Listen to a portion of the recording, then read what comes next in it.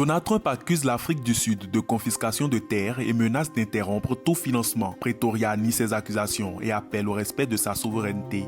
On te raconte. Fin janvier, le président Cyril Ramaphosa a promulgué un projet de loi permettant au gouvernement, dans certaines circonstances, de décider d'expropriation sans compensation. Il faut savoir que l'accès aux terres a souvent posé problème dans ce pays qui a connu la colonisation et l'apartheid. Selon un audit gouvernemental publié en 2017, la communauté blanche minoritaire possède encore 72% des terres agricoles privées en Afrique du Sud. Lors de la signature du projet de loi le 23 janvier, le président sud-africain a affirmé que cette loi visait à promouvoir l'inclusivité et l'accès aux ressources naturelles. Le dimanche 2 février, Donald Trump a écrit sur son réseau Truth Social: l'Afrique du Sud confisque des terres et traite très mal certaines catégories de personnes, faisant référence à la minorité blanche dont est issu Elon Musk, son nouvel allié, qui a lui-même réagi sur X. Pourquoi avez-vous des lois sur la propriété ouvertement racistes? Une série d'accusations rejetées en bloc par Pretoria. Le gouvernement sud-africain n'a confisqué aucune terre, a affirmé la présidence sud-africaine dans un communiqué publié lundi 3 février. En outre, le président Trump a exprimé son intention de couper tout financement futur à destination de l'Afrique du Sud jusqu'à ce qu'une enquête complète sur cette situation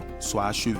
Des menaces qui ne passent pas du côté de Pretoria, qui a rappelé que la majorité des financements américains destinés à l'Afrique du Sud concernaient la lutte contre le VIH et qu'ils ne contribuaient qu'à hauteur de 17% de ces programmes. Il faut nous traiter avec respect et bien comprendre que nous sommes un État souverain, pas une province des États-Unis, a déclaré le ministre sud-africain de l'énergie et des ressources minérales, Gwede Mutache, selon des sources rapportées par RFI.